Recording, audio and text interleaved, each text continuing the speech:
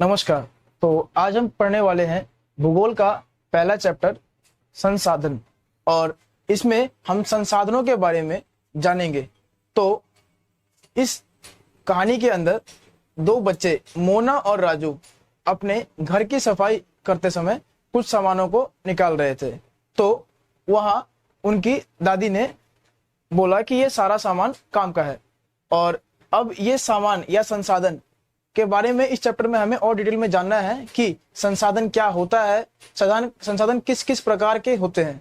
तो सबसे पहले यहाँ बताया गया है कि प्रत्येक वस्तु जिसका उपयोग अपनी आवश्यकताओं को पूरा करने के लिए किया जा सकता है उन्हें हम संसाधन कहते हैं। और फिर आगे ये कहते हैं कि दिन प्रतिदिन उपयोग में लाई जाने वाली सभी चीजें, जैसे कि हमारी बुक्स, हमारे पेन्स और जल, विद्युत, रिक्शा, सब्जियां, ये सभी चीजें जिनका हमारे द्वारा उपयोग किया जाता है, यानी कि हमारे जीवन में उनकी उपयोगिता है, वो सभी संसाधन होते हैं।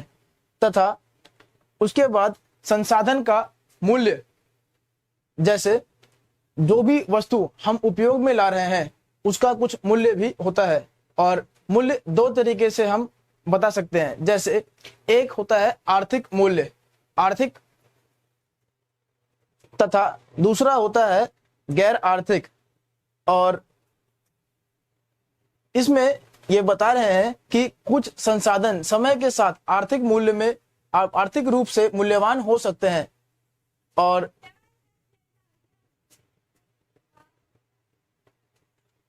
कुछ गैर आर्थिक। जैसे अगर हम एक किताब को खरीद ले रहे हैं जिसका हमें पढ़ते समय इस्तेमाल करना है या उपयोग में लाना है, तो उसके बदले हमें दुकानदार को कुछ मूल्य चुकाना होगा। और गैर आर्थिक में, जैसे अगर हम किसी भी परिदृश्य को देख रहे हैं या किसी प्राकृतिक सुंदरता का आनंद ले रहे हैं, तो वो भी एक संसाधन है, परंतु उसके लिए हमें कोई मूल्य नहीं चुकाना होता है। और संसाधन कई प्रकार के होते हैं। तो संसाधन को मुख्य रूप से दो प्रकारों में बांटा गया है। पहला है प्राकृतिक संसाधन। अब ये प्राकृतिक संसाधन क्या होता है, इसके बारे में यहाँ लिखा गया है कि जो संसाधन प्राकृतिक रूप से प्राप्त होता है और अधिक संशोधन के बिना उपयोग में लाया जाए, प्राकृतिक संसाधन कहलाता है। जैसे वायु, जिसमें हम सांस लेते हैं, अर्थात जो भी संसाधन हमारे आसपास उपलब्ध है और जिनको बिना ज्यादा बदलाव किए हम उनको अपने जीवन के उपयोग में लाते हैं, वो सभी प्राकृतिक संसाधन में आते हैं। जैसे वायु, जल, नदियां, ये सभी संसाधन प्राकृतिक संसाधन कहलाते हैं। और प्राकृतिक संसाधन में भी दो तरह से या दो प्रकार के संसाधन होते हैं। एक है हमारा नवीकरणीय संसाधन, और ये तो प्राकृतिक संसाधन को और हम दो भागों में बांटते हैं। पहला है नवीकरणीय संसाधन तथा अनवीकरणीय संसाधन। और नवीकरणीय संसाधन वे संसाधन होते हैं जो शीघ्रता से नवीकृत या पुनः चक्रित हो जाते हैं। मतलब ये वो संसाधन है जो जल्दी ही अपने आप को दोबारा से पुनः चक्रित, दोबारा उपयोग में लाने लायक बना लेते हैं। और कुछ ऐसे संसाधन भी हैं जो असीमित है हमारे एनवायरमेंट में, हमारे अर्थ में। जैसे सौर ऊर्जा और पवन ऊर्जा, इनकी मात्रा सर्वाधिक है, हम इनका जितना भी चाहे उपयोग कर सकते हैं। तथा भूमि और जल, ये दो ऐसे संसाधन हैं जिसका हम लापरवाही से उपयोग कर रहे हैं, और इससे इनकी मात्रा में और इनके भंडारण भी प्रभावित हो रहा है। उसके बाद है अनवीकरणीय संसाधन। अनवीकरणीय संसाधन वे संसाधन हैं जिनका भंडार सीमित है, मतलब अगर ये एक बार खत्म हो गए तो इनको दोबारा बनने में अधिक वर्ष लग सकते हैं। और यहाँ ये लिखते हैं अनवीकरणीय संसाधन वे संसाधन हैं जिनका भंडार सीमित है। भंडार एक बार समाप्त होने के बाद उन्हें नवीकृत अथवा पुनः पूरित होने में 1000 वर्ष लग सकते हैं। और यह मानव जीवन की अवधि के लिए बहुत अधिक है। मतलब ये वो संसाधन है जो कि एक बार समाप्त हो गए तो इन्हें दोबारा से पुनः चक्रित या दोबारा बनने में काफी ज्यादा समय लग सकता है। और ये हमें इसीलिए हमें अनवीकरणीय संसाधनों का लापरवाही से इस्तेमाल नहीं करना चाहिए और उसके हमें अल्टरनेटिव ढूंढने चाहिए। जैसे आप सभी जानते हैं कि हमारी जो गाड़ियां हैं वो अभी पेट्रोल और डीजल तथा सीएनजी से चल रही है। तो पेट्रोल डीजल हमारा अनवीकरणीय संसाधन का एक उदाहरण है और हमें इसके जो आपके भंडारण या इनकी जो मात्राएं हैं वो हमारे वातावरण में सीमित है। तो इससे पहले कि ये समाप्ति के कागार पे आए या समाप्त हो जाएं, तो इनके बदले में या इनके स्थान पर हम सौर ऊर्जा तथा बिजली का इस्तेमाल करके बिजली से चलने वाले वाहनों का निर्माण कर रहे हैं। और उसके बाद है ये आगे लिखते हैं कि प्राकृतिक संसाधनों का वितरण भू भाग, जलवायु, ऊंचाई जैसे अनेक भौतिक कारकों पर निर्भर करता है।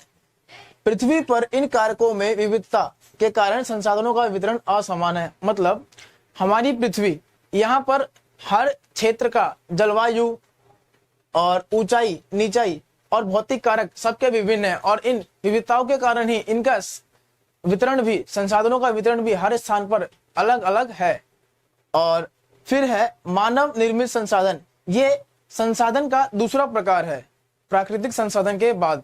और मानव निर्मित संसाधन वो संसाधन होते हैं जो कि हम मानवों ने खुद उत्पन्न किए हैं, खुद बनाए हैं। और इसकी परिभाषा है कि लोग प्राकृतिक संसाधनों का उपयोग करके पुल, सड़क, मशीन, वाहन बनाने में करते हैं। मानव निर्मित संसाधनों के नाम से जाने जाते हैं।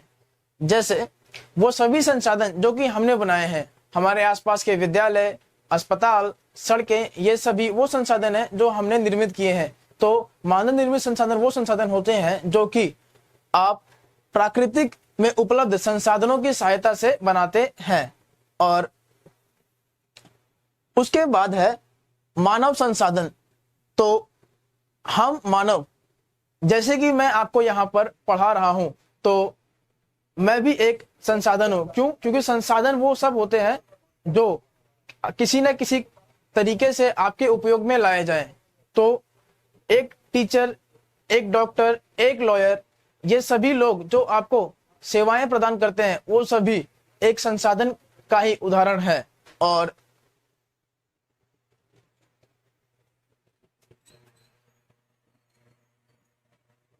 यहाँ पर आप देखेंगे कि लोग मानव संसाधन है। शिक्षा और स्वास्थ्य लोगों को बहुमूल्य संसाधन बनाने में मदद करता है। अधिक संसाधनों के निर्माण में समर्थ के होने के लिए लोगों के कौशल में सुधार करना मानव संसाधन विकास कहलाता है।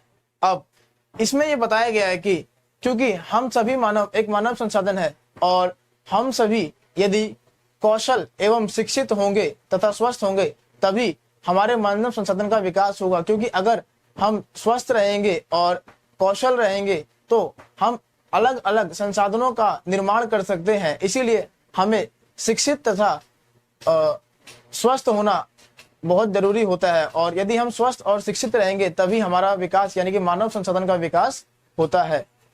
और फिर है संसाधन संरक्षण।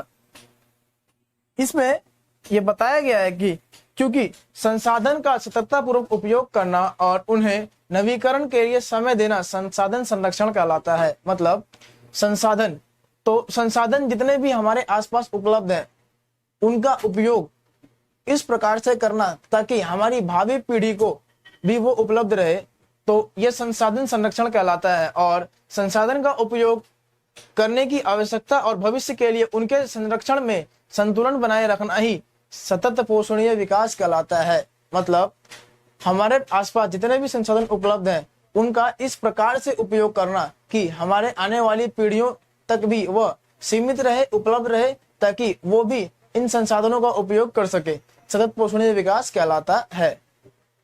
और